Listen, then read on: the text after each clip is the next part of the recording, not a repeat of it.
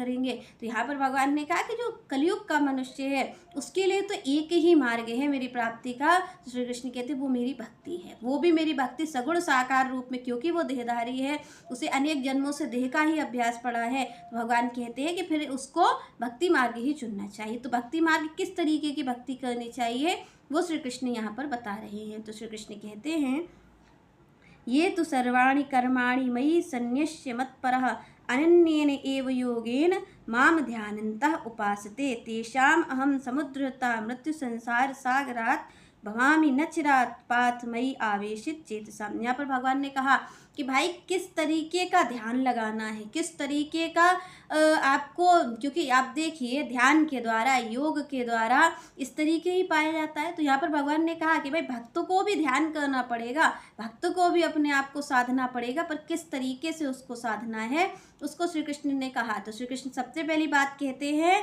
कि क्या करना है उसे, क्योंकि भगवान कहते हैं कि ये जो भक्ति है, ये जो मैं बता रहा हूँ, श्री कृष्ण कहते हैं अगर इसको ये करता है अप्लाई कोई भी जीव, तो भगवान कहते हैं ये सबसे शीघ्र काम करने वाली चीज़ है। भगवान से अगर आपको मिलना है तो जो सबसे जल्दी आपको मिला सकता है, तो भगवान ने कहा वो मेरी भक्ति ही है। ना तो ज्ञान मार्ग से मैं मिलूँगा जल्दी, और भगवान कहते हैं ना मैं किसी योग मार्ग से मिलूँगा, ना ध्यानी को मिलूँगा, ना ज्ञानी को मिलूँगा, पर अगर मैं सबसे जल्दी किसी चीज़ से मिल सकता हूँ तो श्री कृष्ण ने कहा वो मेरी भक्ति है, वो